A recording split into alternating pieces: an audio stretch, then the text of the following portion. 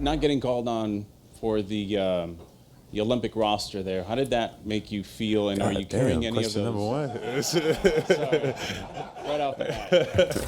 Yep, we are right into it as the champs' reign begins after the summer of disrespect. We'll hear from Jalen, Jason, Drew, and the rest of the C's on their first day back in Beantown. You know that feeling, that first crisp in the air, guys, and it's a sign that falls upon us? I love that feeling. That's also how I feel about today, with the defending champs hosting the very first media day, initiating a new season ahead. But if you ask Boston fans, the air around this team this summer was not that refreshing. After all, Boston did put together one of the most dominant runs in recent NBA history, racking up the 5th best regular season scoring differential before running through the playoffs with a 16-3 record. But the finals MVP, Jaylen Brown, not only did he not get the initial invite to join Team USA for the Paris Olympics, he was passed up by Celtics teammate Derek White when the team needed an injury replacement for Kawhi Leonard and wasn't bashful admitting his disappointment. And then there's Jason Tatum. Tatum got 2 DMP CDs on Team USA's path to gold and did not make a single three-pointer in that Olympic run. He also averaged just 5.3 points on a team-worst 38% shooting in France. Here are the Jays on if they are motivated by what transpired this summer.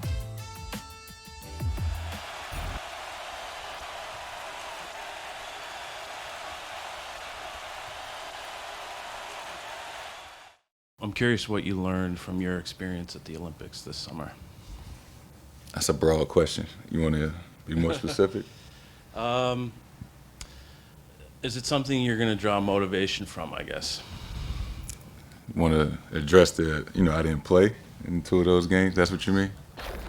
Joe was probably the happiest person in the world that I didn't win Finals MVP and that I didn't play in 2 of the games in the Olympics. The past is the past, but I'm ready to get after it, lead our guys, get the guys, build some team chemistry, not skip any steps, and just set the tone for another year again. I'm extremely motivated for obvious reasons, and I'm ready to get after it. I was coming off a championship, the highest of the highs, and cover a 2K, a new contract, and then that happened. And whatever the reason is, I haven't figured out yet, but I am a believer that everything does happen for a reason.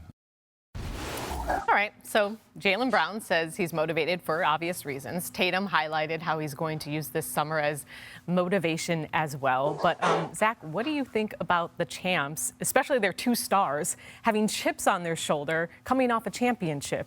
How do you think that reframes their repeat chances? Everybody should be terrified of the Celtics. The rest of the league should be terrified watching all of those comments because the Celtics have everybody coming back. They're fully loaded. Before all this happened, before the Olympic sub, before the DNPs that Tatum is clearly still irked about, yes, they were already the team best positioned to repeat since the Warriors with KD and Steph were the last team to repeat. We're on this streak of nobody doing it. The Celtics are looking that goal in the eye. They're talking about it. They're saying it out loud. And the rest of the league should look at this team with 2 stars in their absolute prime, perfect complementary players all over the roster, and listen to these comments and say, there's not going to be any complacency.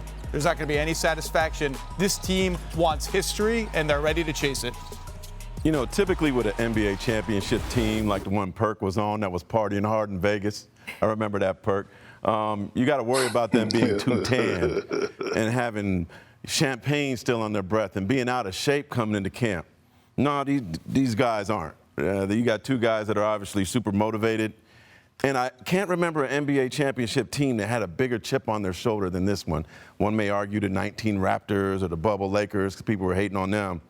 But you got 2 superstars who are pretty geeked for this season, pretty excited to prove a lot of people wrong. And Joe Mazzulla, their coach, like Tatum said, is loving it. And he's going to keep poking those 2 bears to make sure that they're motivated the entire season. Perk? Well, number one, don't you just love the Boston media because they so messy, right? They so messy. They instigators. They ask the right questions to poke the bear and get the right answers. But 2, Zach, listen to me, brother. Basketball is competition. no one in the NBA is scared right now of the Boston Celtics. I'm just letting you know this. This is why the New York Knicks went out and they went and got Mikal Bridges and they upgraded their roster. This is why the Philadelphia 76ers went out and got Paul George and upgraded their roster. They're coming into training camp feeling great. And to be honest with you, let's be real, a lot of people was looking at the path that the Celtics went through to win the NBA championship and say that they actually had an easy path for the competition and the teams that they played that were not healthy. So again, I love it that the Celtics are coming in with a chip on their shoulder, especially the two young superstars in Jaylen Brown and Jason Tatum. Whether that's because they have a beef with the Olympics, like Jason Tatum said, one of the best things that happened was him not winning the Finals MVP. I think we're going to get a better version of Jason Tatum.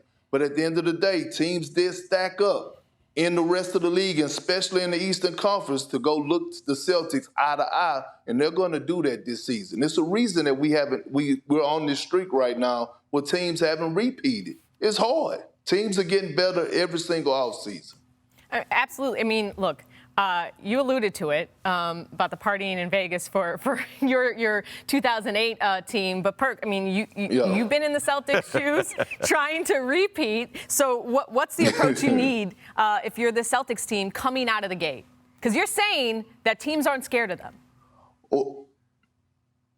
Well, I think what they have to realize is now, once you win the championship, you're the measuring stick, right? So every single night, you're going to get every team's best shot, especially when you go on the road. So I think the level of consistency is going to have to be there, right? Maintain the level of focus, and most importantly, the word sacrifice. And granted, I believe that a lot of the players on the Celtics should want to go out and have individual goals, as far as Tatum winning MVP, Jaylen Brown trying to make an all-NBA first team, Derek White trying to get on the all-star team. Like, they should want those goals, but sacrificing is going to be at an all-time high for the Boston Celtics, because when you do deliver that one championship, everybody come back with it in their mind that they were the reason why that the Celtics actually won the championship. I also saw some interesting things concerning Jason Tatum's shot, both in the finals and in the Olympics. Zach, does Tatum need to be better than we've seen him lately in order for Boston to repeat? I don't think he needs to be better, because I think the team is so good. But that said, he needs to be as good, and I think he can and will be better because he's 26 years old. And Perk mentioned the spotlight being on him, the target being on him. The fact is the Celtics are used to that, because they've been deep into the playoffs the entirety of Jason Tatum's career. They've been getting people's best shot for a long time. But that number right there, 28% on threes in the playoffs, struggle in the Olympics. Ramona Shelburne, our colleague, wrote a story about the Celtics today in which she mentioned Jason Tatum and his trainers working on a, quote, mechanical issue that they found in his jumper. That's something to look at. But it's early in the season. Fix that. Move on. This team is the clear favorites in the East. I love this conversation, too, about, motivation and chips on his shoulder. I mean, Jason Tatum just signed a 5-year, $315 million extension after Jaylen Brown signed the richest contract in NBA history. I'm not trying to be in these guys' pockets. First world problem. Exactly. But, if you are going to point out any problems surrounding the Celtics team, one of the biggest questions surrounding them is the health of Kristaps Porzingis. The Celtics center had surgery in late June to repair the rare foot injury he suffered during the NBA Finals. KP told our Ramona Shelburne in an excellent article on ESPN.com that he's feeling really good and he's hopeful to return earlier than the expected December return date. KP spoke about his progress earlier today. End of September already, been doing a good amount of stuff, feeling pretty good. And looking forward to keep making the progress at this rate and hopefully be back out there with the guys as soon as possible. I don't know that we're interested in putting a timeline on him because the injury is unique. But as far as how he feels and the progress that he's made, I'd say we're very, very pleased with where he is and maybe a little surprised. Maybe a little surprised. Porzingis brings a different element to a loaded Celtics team on top of being an elite three-point shooter.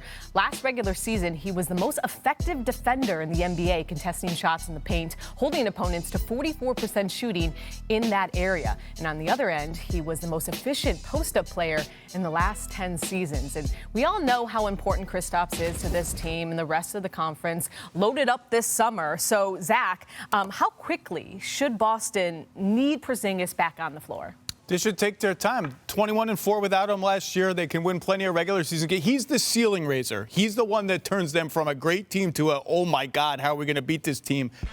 But in a regular season, the Celtics have some sort of plug-and-play centers, even behind Al Horford. And the Celtics ain't dumb. They're not going to play Al Horford 38 minutes a game and try to chase these regular season wins. They'll throw Luke Cornett out there, Xavier Tillman, Neemias Queta. They'll throw all those guys minutes. And you know what? All those guys will do fine. You know why? Because they have 3 Olympians in the starting lineup and a fourth guy who thought he should have been there and had a damn good case for it. Those guys are all awesome. The Celtics will be fine.